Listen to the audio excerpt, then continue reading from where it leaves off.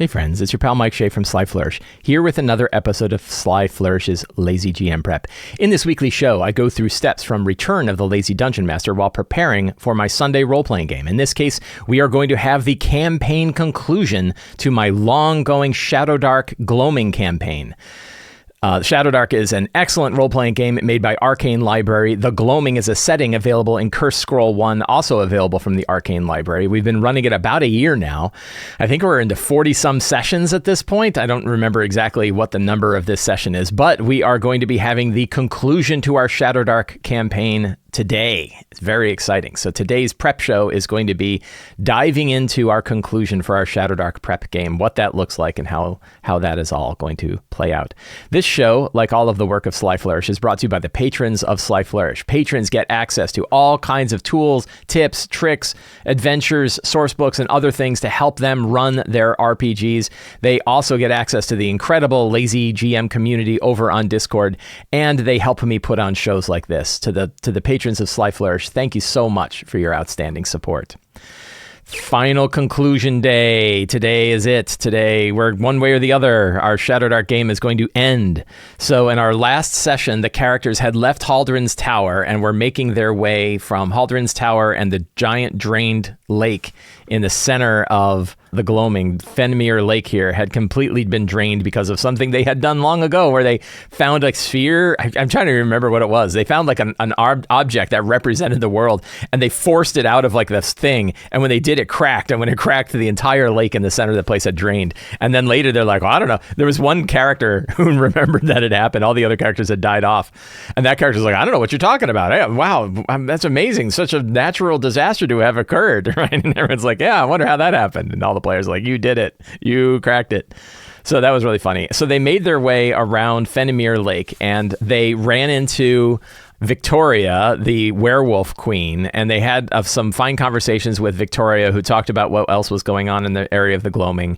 They saw a set of standing stones. I switched into standing stones in area 1002 that is doing some weird effect on time. I don't know if that's going to come into play or not. We're going to have to see, but we know that like only about a half day's journey away are the standing stones that where they can potentially confer with Kytheros, which they might need to do.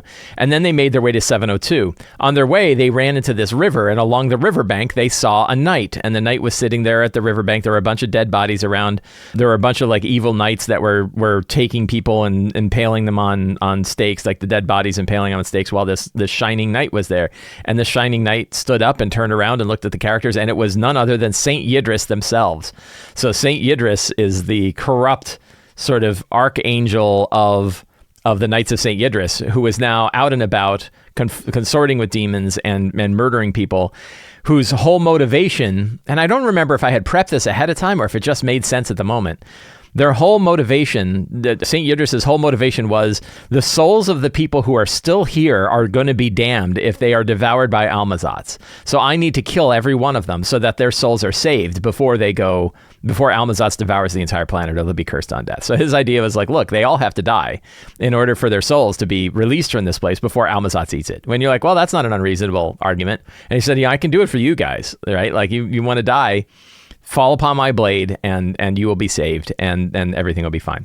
And they're like, they look at each other and go, nah, you're terrible. And we had one of the characters is now a knight of St. Taragnus, who said, to hell with you, man. I was a former knight of St. Yidris and you're a big jerk.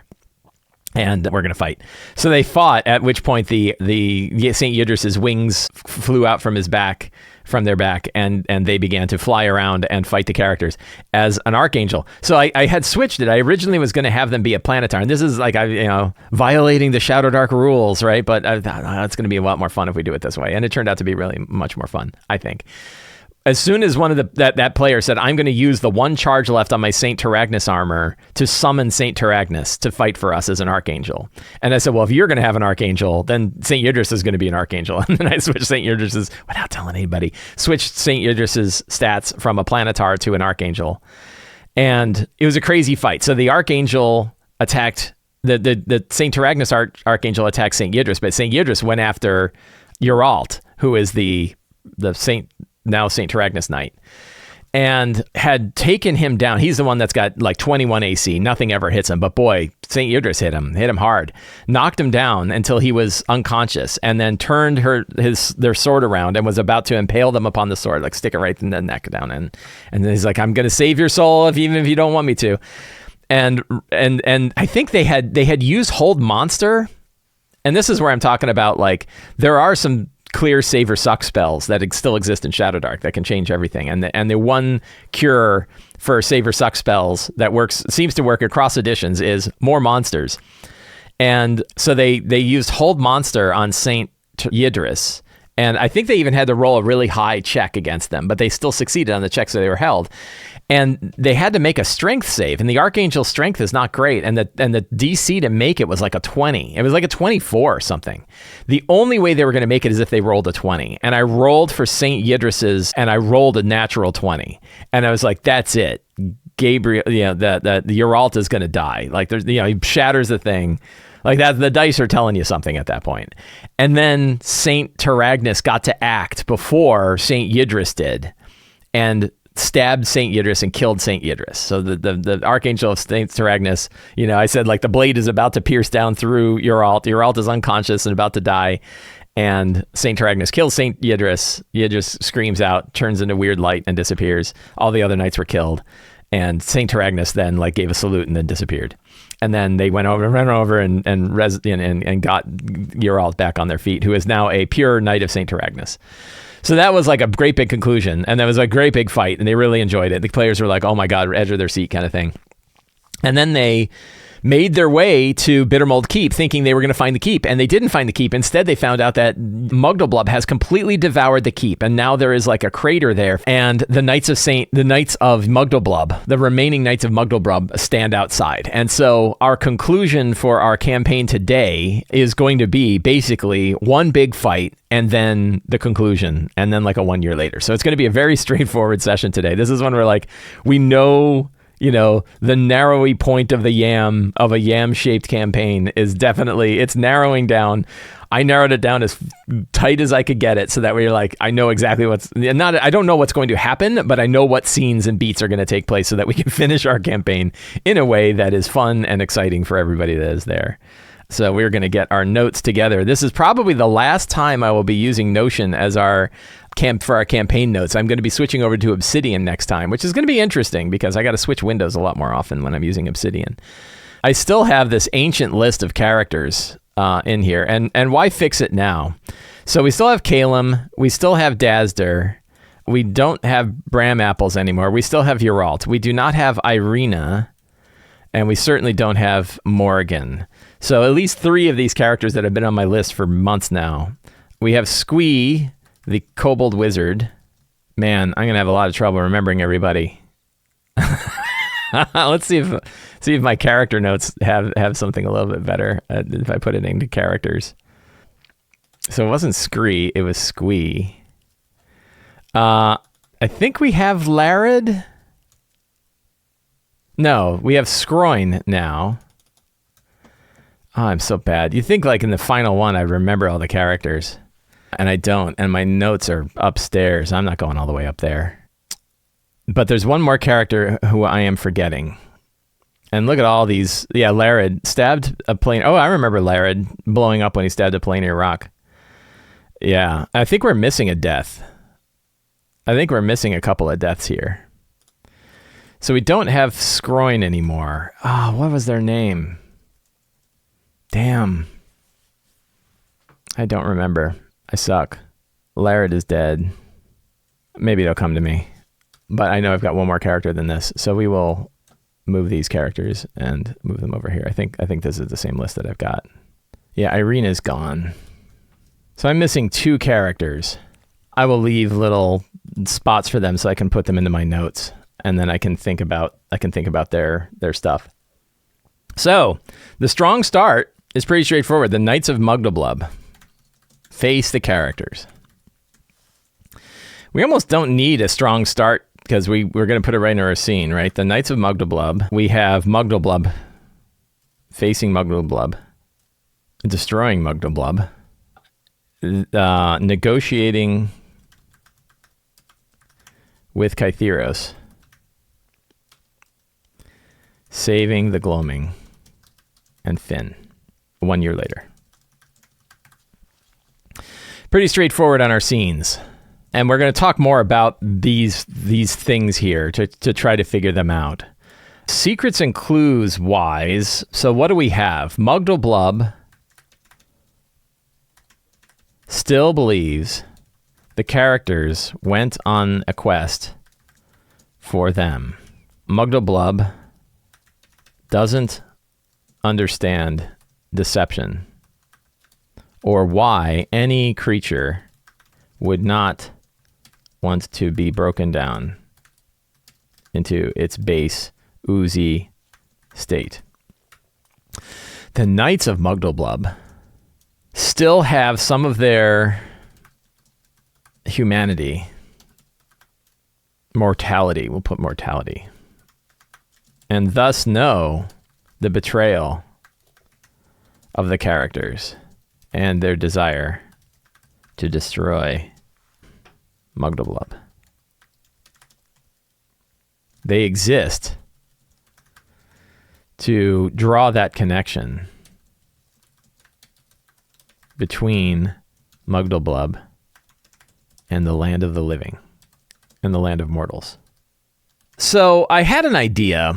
So let's talk about what makes a good conclusion. Like when we're looking at a campaign conclusion, and I think there's a few things that really help a campaign conclusion. It's nice to have a good fun fight where you get to use all of the things that you've got. I like that a lot. And really like get to see your character shine. That isn't like a Shadowdarky sort of way, but like it's the last session of a 45-ish session campaign. I think we can go with making characters look cool. So things like lightning rods and stuff like that. And we'll talk about that when we figure out how the Knights of Mugdulblub fight is going to go. I have some other ideas about things. And one is that like we already know that, I mean, I guess this isn't like a huge surprise, but there are parallels between the relationship of Haldren, who's now a lich, Gwendolyn, who was a witch that was burned at the stake and was the mother of one of the characters who died some time ago, and Shun the Vile, who is the queen of the witch queen, and Kytheros, the Lord of Time. So we could actually have like Gwendolyn and Kytheros. We could have Gwendolyn and Haldren show up and show that they are in fact the walking avatars of, you know, the walking avatars of Kytheros and Shun. And that could make for some fun sort of conversation bits. And we could even have, so one of my players, the player who played Morrigan, actually had Morrigan show up in another campaign and cast a wish spell to be resurrected in her home world. And the players like, you know, I don't think it's allowed to have a wish spell transcend multiple campaigns from different DMs. And I'm like, maybe that sounds pretty cool. So maybe Morrigan is still, you know, Morrigan could still be around, or we could still have some kind of image of Morrigan sort of show up. I want Morrigan to show back up, but it's also a little like a, you know, the super happy ending to a dark campaign. But who cares, right? It could be a fun thing. So I sort of want to keep that in my back pocket if it makes sense. This is an example where that same player said, I had a dream where I fought a bear, so I'm totally ready for my D&D game today. And then I had them fight a great big bear. And she's like, oh my God, is that because of my dream? I'm like, well, I don't know what you're talking about. Like, bears exist, right? Like evil bears. And when I totally brought the bear in because she had dreamed about a bear. So I think we're going to have that. Gwendolyn were the walking avatars of Shun and Kytheros, respectively. Gwendolyn still resides in the Gloaming as a wayward spirit. Kyth walks the Gloaming as a careless lich. I think we could have another thing, which is Unduluk, the Marrow Fiend, is the walking avatar of Almazotz, the Planet Eater. I have some other things that I think are more important. So in order in order to destroy Mugdulblub, one must do the following. A, place the Well of Worlds. B, pierce the Well of Worlds with the Obsidian Witchblade. So it opens parallel portals to all known worlds, including one where Morrigan still exists. C, ensure Mugdulblub coax Mugdulblub into said portal. D, once Mugdulblub has connected to all other Mugdulblubby worlds. Once Mugdulblub has connected to all other Mugdulblubby worlds, deploy the Sphere of Annihilation to destroy Mugdulblub in all known worlds. Let's see. Failure to destroy Mugdulblub in time, and Mugdulblub invades all worlds. Destroying Mugdulblub too soon means Mugdulblub still exists in other worlds. So that's some tricky business. Are there mechanics associated with this? A fun thing we could do is one of those worlds, when they pierce, if they place down the thing, and there'll be some kind of fun, I think it'll be mostly like, well, how do they do it? We won't just fall back to ability checks, right? I think like, you definitely don't want to fall back to ability checks as long as they do it right. I think there will be a like contested check of the Sphere of Annihilation part. But other than that, I don't think there'll be any like checks for any of this stuff. They can sort of just do it. But a lot of it is them having to convince Mugdulblub to do what they want it to do, recognizing that it doesn't understand that they would be betraying it, right? It can't understand the concept of betrayal, or why any living creature would not want to be ooze stuff. So it's pretty easy to manipulate, like with tact. But now, do we want to have something where they could look and they could see Morrigan in another world and draw Morrigan back into this world at that moment? And will they be able to do so? That could be kind of a fun final conclusion. In one of these worlds,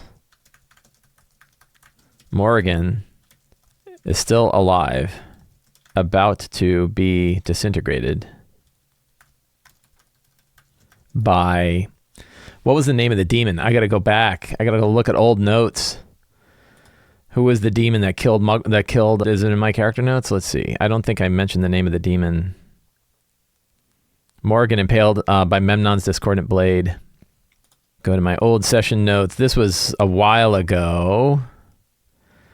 Was it back in June? Olgar, the champion of Ramlot. Yay. So they could try to rescue Morrigan. And they could peer into one of these worlds, but it's going to be right at the last second, and like they might lose themselves in the destruction of all worlds. So there could be like a crazy, right out of Poltergeist sort of scene where they're reaching through portals, but at the same time, a big disintegration thing is about to disintegrate Mugdulblub in all possible worlds. And that could be pretty interesting. And, let's see, 2, 3, 1, 2, 3, 4, 5, 6, 7, 8. So I got 2 secrets left. Are there any other big secrets or big conclusions that we want to have here? Titania is still willing to take in refugees for powerful magic items, but the cost is much higher now. I also thought it might be kind of fun to have Titania show up.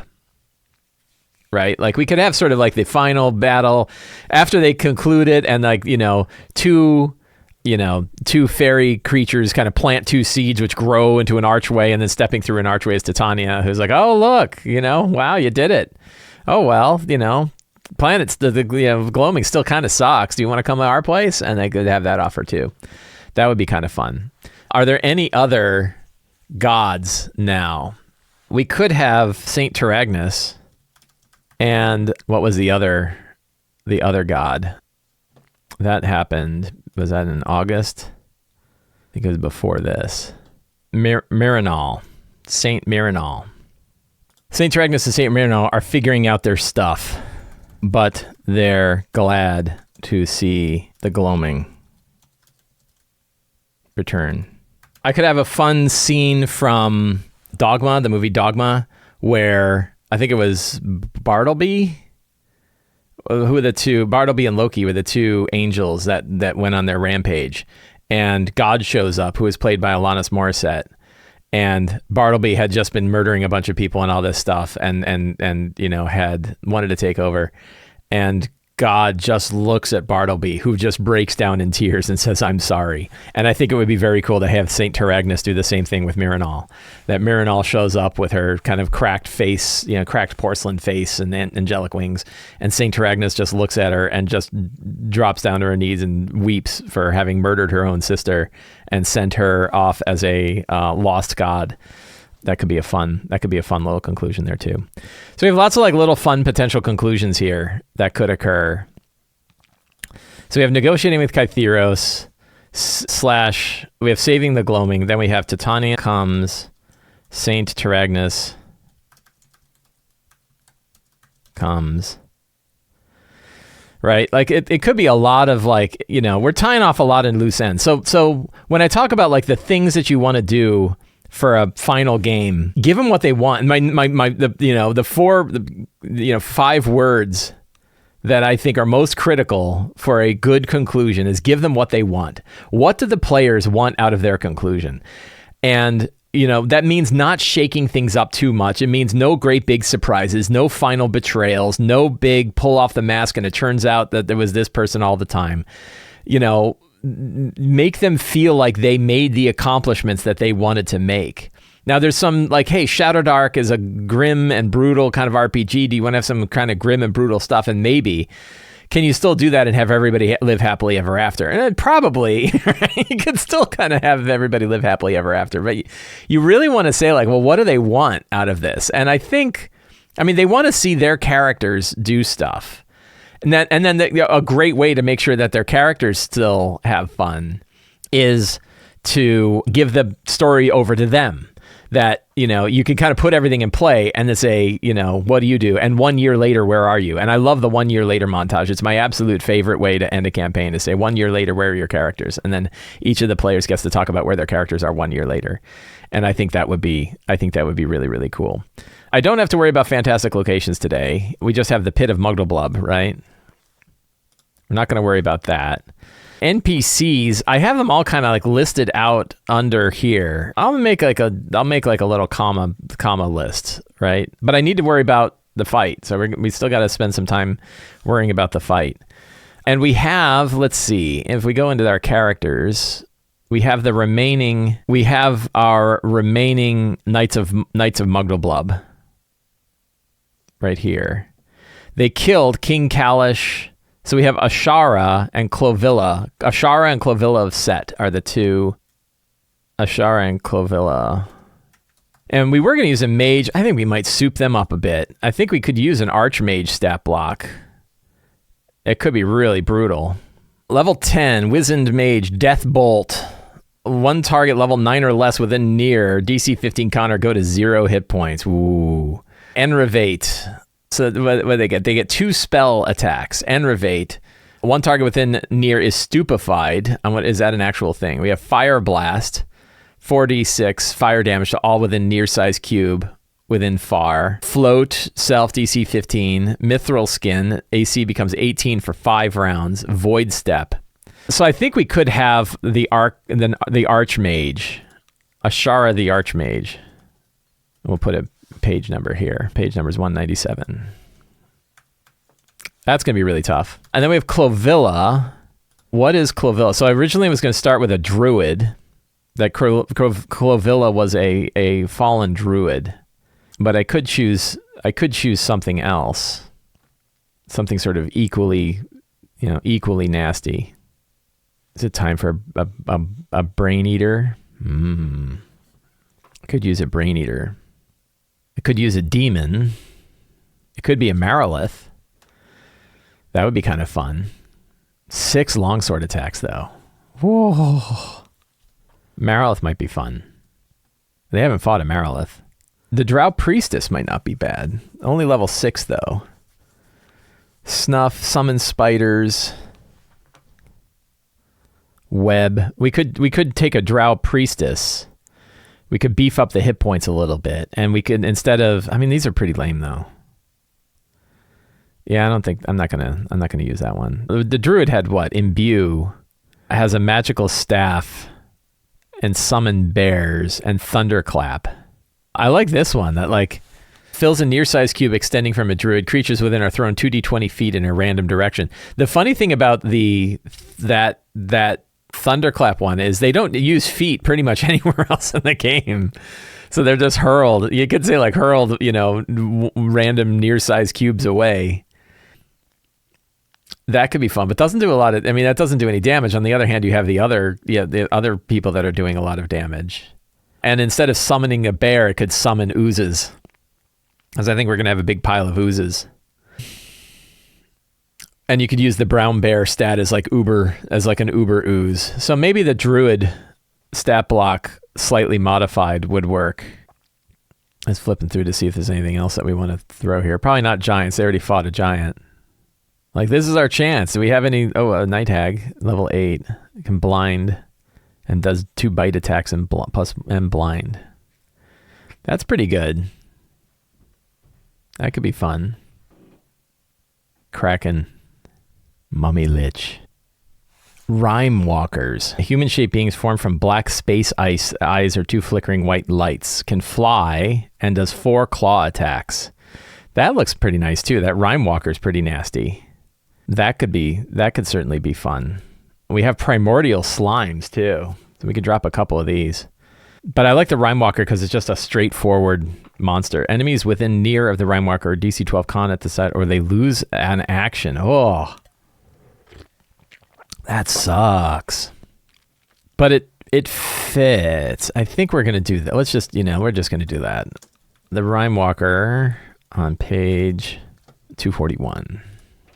Action denial kind of blows, but they sort of have ways to deal with that. I don't know. Do I like the Rime Walker? I could use the Rime Walker idea, but I could take the Marilith who doesn't steal actions. Because like stealing actions from people in the final battle of the game kind of sucks. But this one doesn't. This one can make a melee attack miss. That's pretty good. So I think we're going to do that. We're going to use the Marilith on page 205. And then we have, I think, so who are the remaining Ooze Knights? I think we could just use regular Knights. Let's look for Knights here. Dragons, Elementals. So they have some humanoid Knights and then some Oozes. We're going to have a lot of critters around. So these are only level 3, 14 hit points, 2 attacks, plus 3. So we have Mugdulblub's Ooze Knights, and those are on page 228. And then we're going to have some actual Oozes, like those who have succumbed. We have Oozes. Ochre Jellies. Is it like a gray ooze? Whoops. I can look at my little list here. Look for ooze. Gray ooze. Yeah, really like 223. So gray oozes, and they're pretty low. So this is sort of the final battle. We can put these under monsters instead of NPCs. That feels pretty solid. And the idea is like how many gray oozes might be around. And this is where we can get into some randomness if we want to. We could roll some dice and figure out like how many ooze knights are there and how many gray oozes are there. But are you really better off rolling the number of this than you are just picking a number? So we know the characters are like between 8th and 10th level, and there are 6 of them. That's a lot of characters. So we certainly have Ashara the Archmage and Clovilla of Set. And I was originally going to make Ashara a mage. Let's just look at the mage stat block. Because again, like dropping somebody to 0 with, kind of this, right? So this one has a blast. We could essentially beef up this mage. No, I think we'll use the Archmage stat block. We just won't use some of the suckier, the save or suck spells. I think that'll be okay. So how many Ooze Knights are there? 6? Are there 6 Ooze Knights? I mean, that'd be pretty tough. And then maybe 12 Gray Oozes. It's a lot of monsters, right? That's 20 monsters against 6 characters, but some of them are pretty low. I think that could be okay. And they've got so much like area effect stuff at their disposal that I think that could work out. Treasure we don't need to worry about. So I think that's, it's going to be right, this is our Baldur's Gate 3 big final battle. And I know that the characters have lots of area effect stuff at their disposal. They have lots of fireballs. They have lots of summon clouds of, vermin to eat things. They've got lots of hold monsters. They've got walls of forces. I think we have 4 spellcaster types or something like that. It's pretty close to like 4 spellcaster types. So, so I think that even though we're hurling 20 monsters at them, including 2 very high level monsters, I think they will still be able to pull it out. We'll see. I think we're just going to kitchen sink this thing. And I like the kitchen sink fights. And in this case, I don't mind having all the big bosses out initially. I think that can work out. So NPC wise, almost just to have a list of who's going to show up. We have Haldren might show up.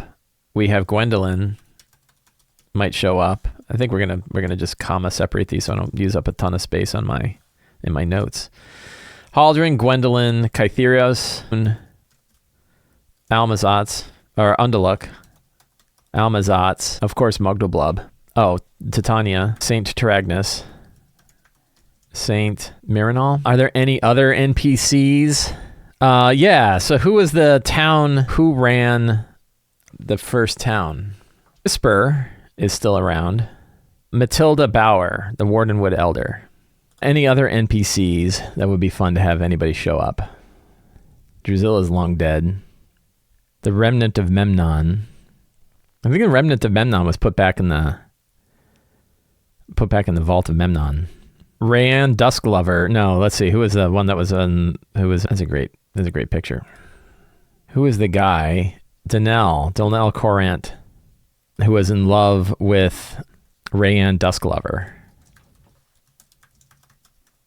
That's a deep cut because that's back to the very first session. So those are the NPCs. So how do I feel about this? Do I feel like I've got everything I need for the I've got a big battle. I'm going to hurl the kitchen sink at him. 20 different monsters you're going to have to fight. A lot of them are pretty low level and hopefully they don't hit particularly hard. But they'll have to deal with them. When you have 12 oozes, you've got to deal with the oozes. How do you stop 12 gray oozes? And how do you get rid of 6 Knights of Mugdulblub? And then still defeat an Archmage and a Merilith. I think, but there's 6 characters. When you have 6 people, that's a lot. They have a lot of stuff they can do. And they're high level characters with lots of magic items and stuff like that. I think they'll be able to pull it off. And we'll see how it plays out. And then I'm going to play a lot of it by ear, but I've got some ideas about who could show up that having Kytheros, having Haldren / Kytheros show up. I think that could be really good. And then that idea of can you save Morgan? That could be really interesting stuff. So we're gonna play it by ear. Do I feel like I've got all of the material that I need for my prep to be able to go with the flow as the game goes out? And I think the answer is yes. I think I've got everything I need. And I don't know that there's any more stuff that if I prepped it would make the game better. So I feel pretty good about it. I'm just trying to go through my head and think if there's anything else that's missing, but I don't think there is, other than the fact that I can't remember who 2 of the characters are. But I'm going to go look at my notes before I go, and then I'll have an idea. That's what's going on. So Friends, I want to thank you for hanging out with me in this final episode of Lazy GM Prep for my Shadowdark game. If you enjoyed this show and you like the work that I do, the best thing you can do is subscribe to the Sly Flourish newsletter. There is a link down in the show notes. It is absolutely free to sign up, and you get a free adventure generator PDF just for signing up. You also get a weekly RPG-related article that includes links to all of the other work that I do all over the internet. You can also become a patron of Sly Flourish. Patrons get access to all kinds of awesome tools, tips, tricks, books, online tools to help you run your game. You also get to join the awesome Lazy GM community over on Discord, and you help me put on shows like this. And you can pick up any of my books, including Return of the Lazy Dungeon Master, the book that I'm using to do all my campaign prep here. That is all available in the Sly Flourish bookstore. Links for all of those things are in the show notes. Thank you so much. Have a great day, and get out there and play an RPG.